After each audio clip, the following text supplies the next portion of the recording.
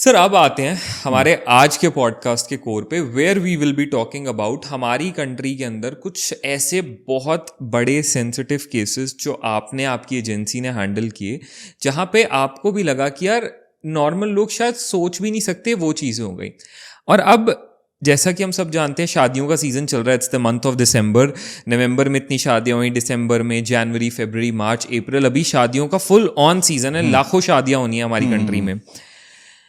लेकिन जितना लोग अब शादियां कर रहे हैं ना, मैंने एक बहुत कंसिस्टेंट चीज़ देखी है कि अब लोग शादियों से डरने भी लगे। People are scared of relationships, marriages, क्योंकि बहुत बड़ी एक रिस्पॉन्सिबिलिटी भी एंड चीज़ है। एंड यहाँ पे अब बहुत ज़्यादा ऐसा देखा गया है कि मैरिजेस में स्कैम्स बहुत होने लगे हैं आजकल। जो मैट्रिमोनियल वेबसाइट्स हैं, people looking out for arrange marriage setups, तो बहुत से लोग अब आजकल ट्राई करते हैं मैट्रिमोनियल वेबसाइट्स के थ्रू अप्रोच करने का एक सही पार्टनर को।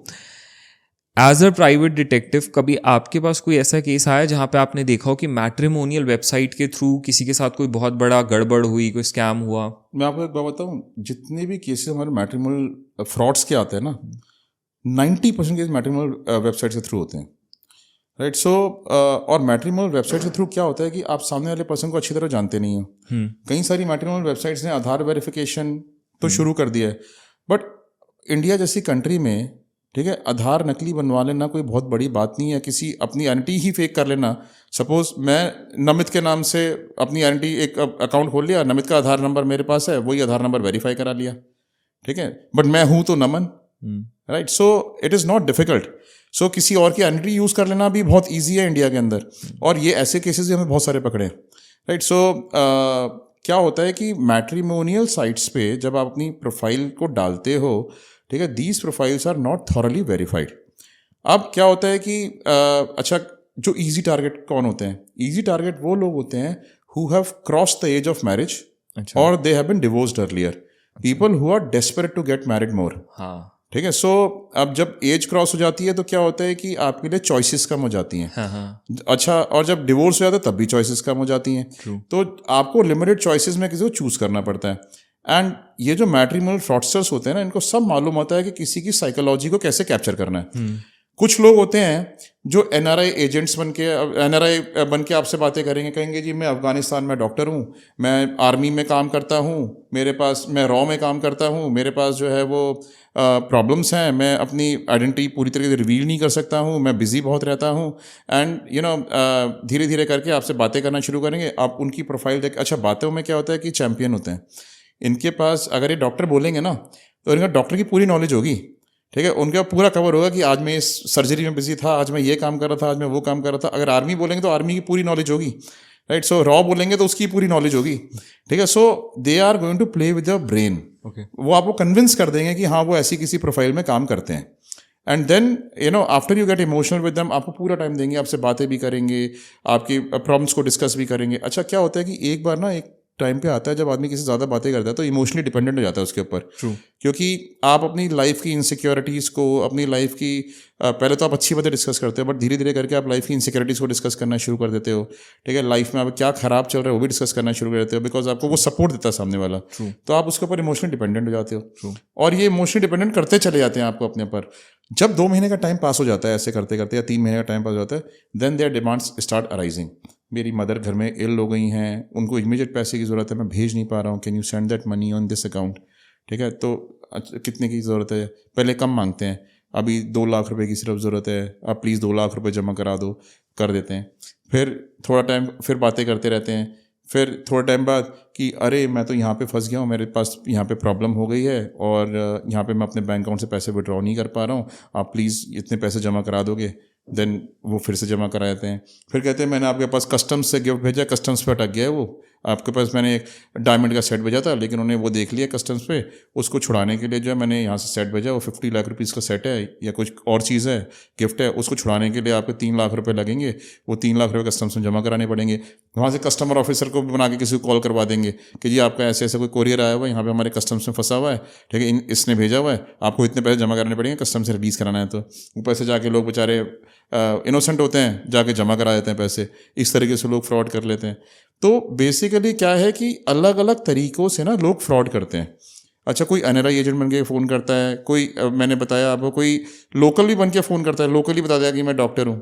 इट्स नॉट ज़रूरी नहीं है कि NRI बन के ही बताए. ठीक है, तो बेसिकली क्या है कि मैट्रिमोनियल साइट्स के थ्रू किसी को भी फ्रॉड करना इज़ वेरी वेरी ईजी.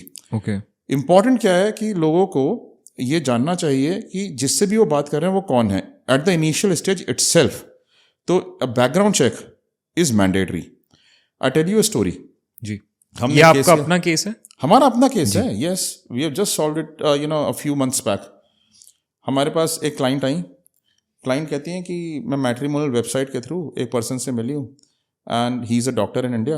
अच्छा, ये क्लाइंट NRI है. ठीक है. She doesn't stay in India and वो इंडिया से बाहर रहती है. वो इंडिया से बाहर रहती हैं. ठीक है. सो मैं एक लड़के से मिली हूँ और वो जो लड़का है ही is a very good person. But क्या होता है कि वो ना मैं उससे बातें भी करती हूँ. He is quite good to me also. And मैं उससे इंडिया में गई भी हूँ और मैं इंडिया में आके मिली भी हूँ. हमारे फिजिकल रिलेशनशिप्स भी डेवलप हुए आपस में. ठीक है. So we have become quite close to each other. He is a doctor, he remains busy.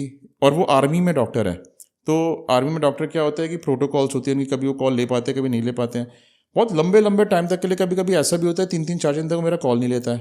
ठीक है. कभी ऐसा भी होता है इवनिंग आवर्स में तो खास तौर से कभी कॉल लेता ही नहीं है मेरा. ठीक है. तो इवनिंग में तो कभी भी कॉल नहीं लेता है मेरा. एंड वो जो है धीरे धीरे करके मुझसे पैसे भी मांगता रहता है किसी ना किसी बहाने से. And I been paying him. मैं अभी तक हमारा 2-3 साल का रिलेशनशिप हो गया है. मैं उसको अप्रोक्सीमेटली 25 लाख रुपए दे भी चुकी हूँ. ठीक है. कभी गिफ्ट्स की फॉर्म में, कभी किसी और फॉर्म में, कभी किसी और फॉर्म में. कहते हैं कि लेकिन जब भी मैं उससे मैरिज की बात करती हूँ अब कि भाई अब 2 साल हो गए, लेट्स गेट मैरिड, तो किसी ना किसी तरह टालता रहता है. जबकि हम मिले मैट्रिमोनियल वेबसाइट के थ्रू ही हैं. तो किसी तरह टालता रहता है. नहीं, अभी नहीं मैरिज करनी, आज मेरे पेरेंट्स नहीं मान रहे हैं, मेरे घर पेरेंट्स क्योंकि हमारी वो अलग है, कास्ट अलग है, इसलिए मान रहे हैं. तो I am trying to convince my parents, ये और वो. कहते हैं कि आप उसके बारे में पता कर दो प्लीज़ कि इसका बैकग्राउंड क्या है. मैंने आप इसके बारे में क्या जानते हो? आपका 2 साल का रिलेशनशिप, आपके पास रेजिडेंशियल एड्रेस है? कहती नहीं, रेजिडेंशियल एड्रेस नहीं है. मैंने कहा ऑफिस एड्रेस है? कहती ऑफिस एड्रेस भी नहीं है. तो मैं कहते कि सिर्फ मोबाइल नंबर है. मैंने कि सिर्फ एक मोबाइल नंबर के बेस पे आप 2 साल से एक रिलेशनशिप को मेंटेन कर रहे हो. ठीक है. And you not even know his residential address. Is that wise? कहते हैं कि नमन जी अब तो जो हो गया वो हो गया, that is why I have come to you, which is logical also. मैंने कहा ठीक है, आप उसका मुझे नंबर दे दो जो भी आपके पास है. ठीक है. लेट्स सी कि उसमें क्या निकलता है. अब हमने उसने नंबर दे दिया और उसकी फोटोग्राफ दे दी. उसकी फोटोग्राफ थी उसकी, उसने फोटोग्राफ दे दी हमें. हमने उस नंबर के बेस से अपने रिसर्चेस करने शुरू कर दिए. जब हमने रिसर्चेस करने उसके बारे में शुरू करे, ठीक है, तो हमारे को जो वो नंबर था वो गलत एड्रेस पर रजिस्टर्ड मिला. ठीक है. सो वो एड्रेस, वो कोई और ही नाम था, वहाँ पे उसका कोई उसका लिंक ही नहीं था. लेकिन इस नंबर में एक ऑल्टरनेट नंबर उसने मेंशन किया हुआ था पहले. ओके. ठीक है. जब आप नंबर लेते एक ऑल्टरनेट नंबर होता है. हमने उस ऑल्टरनेट नंबर के ऊपर रिसर्च करी. जब उस ऑल्टरनेट नंबर के ऊपर रिसर्च करी, ठीक है, तो वो नंबर इस लड़के के नाम से निकल आया. ओके. ठीक है. और जब हमने उसके ऊपर फर्दर रिसर्च करी तो हमारे को एक एड्रेस मिला. ठीक है. अब हमने एड्रेस जो फाइंड आउट किया वो एक छोटे से गांव का एड्रेस है दिल्ली का. ठीक है. सो दिल्ली में भी विलेजेस होते हैं ना, छोटे छोटे विलेजेस हैं, जैसे किलोकरी है, पालम है, इन सब जगह हैं. तो हमें एक छोटे विलेज का एड्रेस मिला उसका. हमने वहाँ पे जाके उसका पता किया.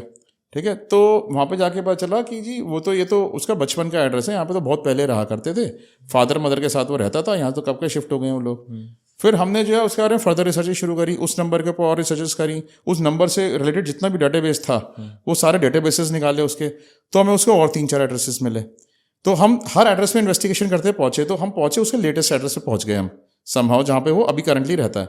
वहाँ पे जाकर हमने इन्वेस्टिगेशन करी तो हमें पता चला कि वो पर्सन जो है ऑलरेडी मैरिड है किसी और के साथ. उसके 2 बच्चे हैं उस लेडी के साथ. ठीक है. इवनिंग में अपनी वाइफ के साथ ही रहता है. And he was not even a doctor. Army की तो बात छोड़ो, he was just a medical representative in a company. उसको MR का वो जॉब करता है, अभी भी जॉब करता है. हमने उसकी कंपनी भी फाइंड आउट कर ली किस कंपनी में जॉब कर रहा है. हमने ये भी फाइंड आउट कर लिया कि उसकी 60,000 रुपये वहाँ पे सैलरी है सिर्फ. ठीक है. सब कुछ हमने बता दिया उसको. And this man has not been exploiting only our client. We found out वो 6 और वुमेन के साथ ऐसे ही इसी तरीके से टच में है. और इसी तरीके से कभी इस वुमन से पैसे ले लिए, कभी इससे ले लिए, कभी इससे ले लिए. उसका महीने का खर्चा इसी चीज़ से चलता है. और उसकी वाइफ को, उसके घर में उसके पेरेंट्स को मालूम ही नहीं है.